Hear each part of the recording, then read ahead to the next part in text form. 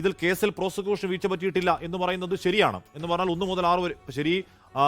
ബാക്കി 4 പ്രതി, ദിലീപ് അടക്കമുള്ള 8-ാം പ്രതി അടക്കമുള്ള ബാക്കി 4 പ്രതികളുടെ കാര്യം അവിടെ നിൽക്കട്ടെ. പക്ഷെ 1 മുതൽ 6 പ്രതികളുടെ 6 പ്രതികൾക്ക് ഉള്ള കാര്യത്തിൽ ചുമത്തിയ വകുപ്പുകളൊക്കെ കോടതി കണ്ടെത്തി, കോടതി ശരിവെച്ചു. അതിൽ പരമാവധി ശിക്ഷ കൊടുക്കണോ കുറഞ്ഞ ശിക്ഷ കൊടുക്കണോ എന്നുള്ളത് പ്രോസിക്യൂഷന്റെ കയ്യിലുള്ള കാര്യമല്ല. അതുകൊണ്ട് പ്രോസിക്യൂഷൻ പരാജയം അക്കാര്യത്തിലല്ല വിജയകുമാർ.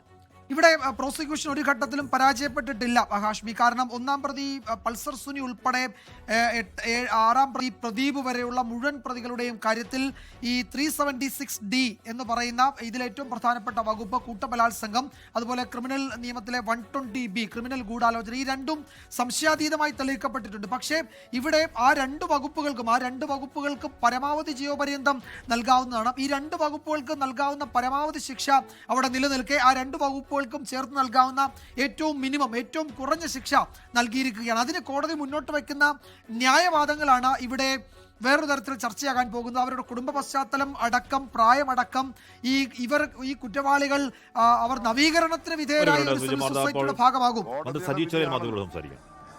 ആ വിധിയെപ്പറ്റി ആധികാരികമായി അത് പഠിക്കാതെ പറയാൻ കഴിയില്ലല്ലോ. അതീതവയ്ക്ക് നീതി കിട്ടിയതോ കിട്ടിയില്ലയോ എന്നുള്ളതാണ് ഇപ്പോൾ വിഷയം. എന്തായാലും ഒരു കാര്യം വ്യക്തമാണ്, ഞാൻ നേരത്തെ അതീതതയുമായി ബന്ധപ്പെട്ട് പറഞ്ഞപ്പോൾ അതിനോടൊപ്പമാണെന്ന കാര്യം വീണ്ടും ആവർത്തിക്കുകയാണ്. ഇത്രയും വലിയൊരു പ്രമാദമായ കേസിൽ നൽകിയ ശിക്ഷ, അതിനകത്ത് എന്തെങ്കിലും കുറവുണ്ടോ എന്ന് പരിശോധിച്ച് തുടർ നടപടി സർക്കാർ സ്വീകരിക്കും.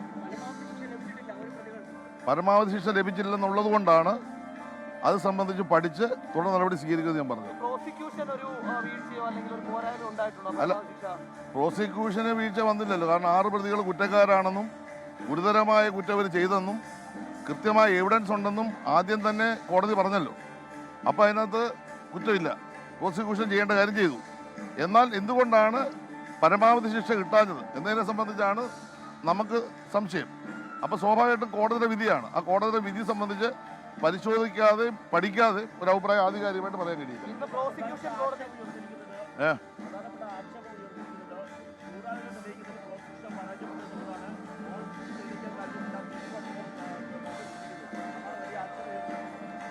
നമ്മുടെ നിയമവ്യവസ്ഥയിൽ പല കേസുകളിലും പലതരത്തിലുള്ള വിധികൾ വന്നിട്ടുണ്ട്. ഞാൻ ഇവിടെ പറയുന്ന കാര്യം അതിജീവിതയ്ക്ക് നീതി കിട്ടിയോ എന്ന ചോദ്യമാണ്. പരമാവധി ശിക്ഷ ലഭ്യമാക്കണമെന്നാണ് നമ്മളെല്ലാം ആഗ്രഹിച്ചത്. അത് ലഭ്യമാകുമെന്നാണ് പ്രതീക്ഷിച്ചത്. എന്നാൽ ആ പരമാവധി ശിക്ഷ കിട്ടാത്തിടത്തോളം കാലം അത് സംബന്ധിച്ച് മനസ്സിലാക്കി അതിജീവിതയോടൊപ്പം സർക്കാർ മുന്നോട്ട് പോകും എന്നത് വ്യക്തമായി തന്നെ പറയാൻ ആഗ്രഹിക്കുകയാണ്. എല്ലാ പ്രതിയും 6 പ്രതികളാണ് കുറ്റക്കാർ. മറ്റുള്ളവരെ വിട്ടതിനെ സംബന്ധിച്ച് ഇന്ന് കോടതി വിധിക്ക് ശേഷം പഠിക്കാൻ പറ്റൂ. അതിൻ്റെ റിപ്പോർട്ട് വന്നിട്ടില്ല.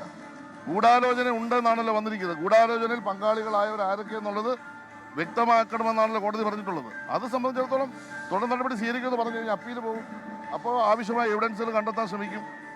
ആ കാര്യത്തിലേക്കെല്ലാം കിടക്കും. ഇപ്പോൾ 2ാമത്തെ പ്രശ്നം പരമാവധി ശിക്ഷ വന്നില്ല എന്ന വിഷയം, അത് പഠിച്ചിട്ട് അതിജീവിതരോടൊപ്പം തന്നെ നിൽക്കും, തുടർ നടപടി സ്വീകരിക്കുകയും ചെയ്യും. ലോകത്തെവിടെയായാലും ഏത് സമയത്തും 24 വാർത്തകളും ഓഗ്മെന്റഡ് റിയാലിറ്റി പാക്കേജുകളും എക്സ്പ്ലെയിനറുകളും വിശദമായി കാണാൻ ഞങ്ങളുടെ യൂട്യൂബ് ചാനൽ നിങ്ങൾക്ക് സബ്സ്ക്രൈബ് ചെയ്യാം.